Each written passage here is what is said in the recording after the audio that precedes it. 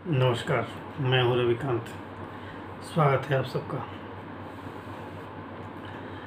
तहावुर राणा ये नाम 2008 से ही सभी भारतीयों के मन में कौंध रहा है। ये भारत आ गया बहुत प्रयासों के बाद। मोदी सरकार ने लगातार कोशिश की है, जिसका परिणाम रहा कि भारत आया। और इसके बारे में तो सबको पता है कि 26/11/2008 को जो मुंबई के भिन्न भिन्न स्थानों पर बम ब्लास्ट हुए थे, जिसमें लगभग 166 के आसपास लोग मरे थे। इसमें एक जगह वो ताज होटल भी है। और उस घटना ने पूरे देश को हिला दिया था। पूरा देश उस समय सकते में था और सबके अंदर ये आक्रोश था। किस तरह से 10 आतंकी भारत में प्रवेश करते हैं। प्रवेश करने से पहले पूरे देश की रेकी की जाती है। सिर्फ मुंबई की रेकी नहीं की गई थी, देश के भिन्न भिन्न स्थानों पर रेकी की गई थी और वो सभी महत्वपूर्ण स्थान थे।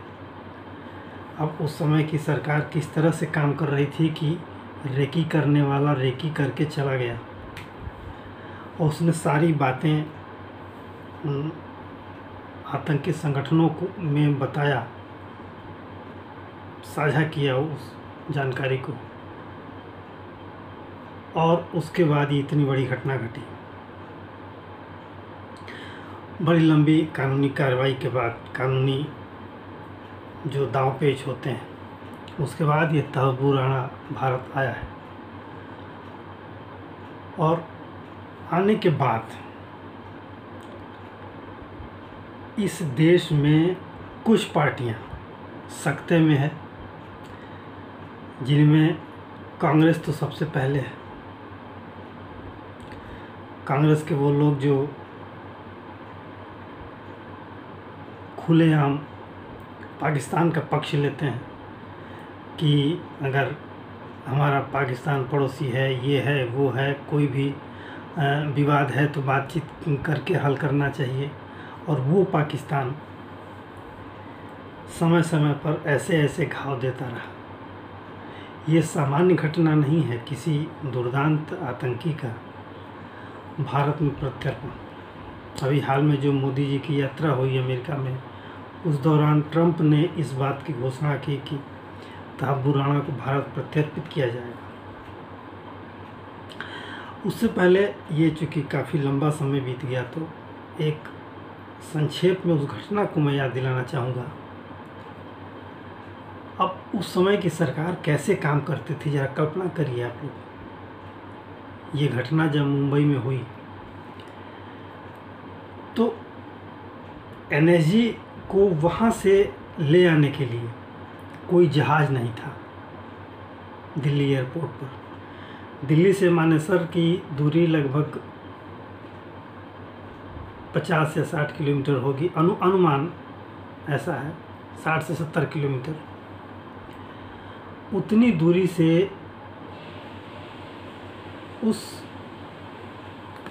टुकड़ी को यहाँ मुंबई तक ले आने के लिए कोई एरोप्लेन नहीं था। जो सेना का विमान है IL-76, ये कार्गो प्लेन है, इसको किसी तरह तैयार किया गया। इसके पायलट को जगाया गया आधी रात को। उसके बाद वो पायलट आया, फ्यूल भरा गया। और वो चूँकि बहुत बड़ा जहाज़ होता है, ये बहुत बड़ा प्लेन होता है, तो इसकी स्पीड बहुत कम होती है। दिल्ली से मुंबई 3 घंटे की यात्रा पूरी करके वो प्लेन उतरा और एग्जैक्ट लोकेशन समझते और परिस्थितियों को जानते काफ़ी समय हो गया, सुबह हो गया। और दूसरी तरफ मीडिया लगातार उसका सीधा लाइव कवरेज दिखा रही थी और ये आतंकियों के लिए सुविधाजनक था। उन आतंकियों के आगा जो आका थे वो उसी लाइव को देख करके और आतंकियों को निर्देशित कर रहे थे। बाद में जब ये पता चला तो किसी तरह से उसे रोकवाया गया। ये लाइव जो चल रहा था मीडिया के द्वारा, इसे बंद कराया गया। मैंने सूचना प्रसारण मंत्रालय फिर एक्टिव हुआ और इस पर काम हुआ। अब सोचिए उस समय की सरकार कैसे काम करती थी। एक मंत्रालय का दूसरे मंत्रालय से कोई संपर्क नहीं, एक मंत्रालय का दूसरे मंत्रालय से कोई समन्वय नहीं, जिसका परिणाम ये हुआ इतनी बड़ी घटना हो गई। हमारी एजेंसियों को खबर थी या नहीं थी, सरकार को खबर थी या नहीं थी, ये दूसरी बात है। सरकार काम कैसे कर रही थी, इतनी बड़ी घटना हो गई और इसने पूरे देश को झकझोर दिया। और देश को ही नहीं, दुनिया का हर देश जिसने जाना और जिन देशों के भारत से अच्छे संबंध हैं, वो सभी अवाक रह गए। खैर, वो दिन बीता और अभी भी जब वो चीज़ याद आती है तो मन में बहुत पीड़ा होती है। और ये हुआ क्यों था? आतंकवाद, मुस्लिम आतंकवाद के खिलाफ एक हिंदू आतंकवाद का नैरेटिव गढ़ने के लिए उन सभी आतंकियों के माथे पर तिलक था, हाथों में कलावा था, उनके पहचान पत्र भारतीय नाम, हिंदू नाम से बनाए गए थे। ये इत्तेफाक था कि एक आतंकी कसाब जिंदा पकड़ा गया था और उसने सारे राज उगले धीरे धीरे। और बाद में फिर पाकिस्तान की मीडिया ने भी उसके घर के बारे में पता बताया, पूरी कहानी बता दी उसके बारे में, उसके गांव के बारे में, उसके घर वालों के बारे में। तो पूरी दुनिया को पता चला कि सभी आतंकी पाकिस्तानी थे। नहीं तो अगर वो आप संयोग ये होता कि वो आतंकी न पकड़ा गया होता जिंदा, क्योंकि वो सभी मरने के लिए आए थे, अगर मार दिया जाता वो भी, तो स्थिति क्या होती? एक हिंदू आतंकवाद की एक थियरी गढ़ी जाती और वो थियरी सच साबित होती। समझौता एक्सप्रेस में जो ब्लास्ट हुआ था, वहाँ से शुरू हुआ ये घटनाक्रम। अगर कसाब न पकड़ा जाता तो वो जो कहानी गढ़ी गई थी पाकिस्तानियों के द्वारा, पाकिस्तान के ISI के द्वारा, पाकिस्तान की सेना के द्वारा, आतंकी संगठनों के द्वारा, वो तो सच साबित हो जाती। लेकिन ठीक है, समय बीता, हालात बदले और अब हालात ये है कि तहब्बुर राणा, जिसने भिन्न भिन्न जगहों की रेकी की थी, वो भारत में आ गया है। अब अगर समझ लीजिए, तहब्बुर राणा जैसे जैसे मुंह खोलेगा वो सिर्फ राज ही बताएगा, ऐसे ऐसे राज खुलेगा। और अगर उसने मुंह खोल दिया और सब कुछ सच सच बता दिया तो ये एक बात जान लीजिए कि भारतीय राजनीति पर बहुत बड़ा असर पड़ेगा इसका। 2 घटनाएं इधर बीच जो हुई हैं इस अप्रैल के महीने में। पहली घटना है वक्फ बोर्ड का वो जो बिल पास हुआ है, जो विधेयक पास हुआ है, संशोधन विधेयक। वो घटना भी, वो विधेयक भी अपने आप में एक बहुत बड़ी राजनीतिक घटना है और वो राजनीति पर बहुत बड़ा असर डालेगी। और दूसरी घटना ये है तहब्बुर राणा को भारत लाया जाना। इसने अभी शायद ऐसा कहा जा रहा है कि अभी ये मुंह नहीं खोल रहा है, अभी ये कुछ भी बताने में आनाकानी कर रहा है, और शुरुआत में करेगा। लेकिन वो सुरक्षा एजेंसियां तैनात हैं, बिल्कुल उनसे उगलवाएंगे ये चीज़। जो भी पर्दे के भीतर की जो कहानी है उनसे पूछेंगी। तो जिस दिन ये राज खुला धीरे धीरे करके, उस दिन इस देश के राजनीतिक परिदृश्य से बहुत बड़ा पर्दा हटेगा और जो राजनीति की असलियत है। क्योंकि ये देखिए, ये जो दौर चल रहा है ये भारत के राजनीतिक और सांस्कृतिक अभ्युदय का दौर है, उत्थान का दौर है। एक ये नया दौर है जिसमें राजनीतिक उत्थान तेज़ी से अपने शीर्ष की तरफ बढ़ रहा है और दूसरी तरफ सांस्कृतिक उत्थान तेज़ी से अपने शीर्ष की तरफ बढ़ रहा है। ऐसे हालात में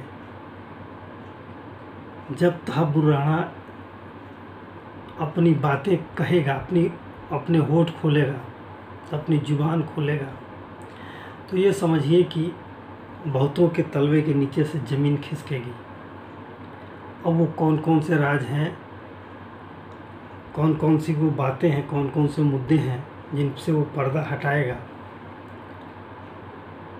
बहुत जो लोग राजनीति के जानकार हैं, बहुतों को तो अनुमान है इस बात का, लेकिन अब उसको कहा नहीं जा सकता। लेकिन जैसे ही ये पर्दा हटाएगा, ये सब कुछ सामने आ जाएगा।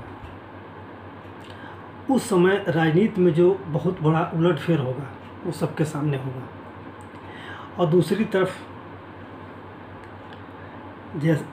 दूसरी तरफ पाकिस्तान है, उसके ऊपर तो कोई असर नहीं पड़ेगा, क्योंकि काफ़ी लंबे समय से उसको डोजियर पर डोजियर दिए गए, अनेक तरह के प्रमाण दिए गए। हर बात को वो इग्नोर करता रहा, हर बात को वो ये कहता रहा कि ये अपर्याप्त है, और सबूत लाइए, और सबूत दीजिए ताकि हम काम करें। तो पाकिस्तान के ऊपर तो कोई असर नहीं पड़ने वाला। लेकिन वो तहब्बुर राणा जब अपनी बात कहेगा तो जिक्र वहाँ पाकिस्तान का भी होगा। ऐसे में पाकिस्तान पर जो ज़रूरी राजनीतिक और कूटनीतिक चालें हैं, जो कूटनीतिक निर्णय हैं, उसके द्वारा उसको जवाब मिलना चाहिए भारत के द्वारा। ऐसी उम्मीद, ऐसी बात मैं नहीं कह रहा, लोग कहने लगे हैं। हर भारतीय के मन में वो ज्वाला है, वो अग्नि है 26/11 की। हर भारतीय चाहता है कि अगर वो पाकिस्तान की सारी बातें अगर बता देता है तहब्बुर राणा, तो पाकिस्तान पर भी एक्शन होना चाहिए। अब होगा कि नहीं होगा, क्या होगा, वो सरकार का है, वो कूटनीतिक विषय है, उस पर कोई विचार नहीं रखा जा सकता, क्योंकि हर सरकार अपने हिसाब से, अपने तरीके से उस पर पहल करती है। लेकिन हाँ, राजनीति पर तो असर पड़ेगा, और कितना पड़ेगा ये समय बताएगा। अब अवसर है कि तहब्बुर राणा अपनी बात कहे, अपनी जुबान खोले, अपने मुखारबिंद से कुछ न कुछ बातें, कुछ न कुछ राज पर से पर्दा हटाता रहे। और ऐसा होगा तब क्या होगा, राजनीति की दिशा क्या होगी, और कुछ राजनीतिक लोगों के ऊपर क्या होगा, किस तरह के पर्दे उठेंगे, कौन कौन से राज खुलेंगे, ये तो समय बताएगा।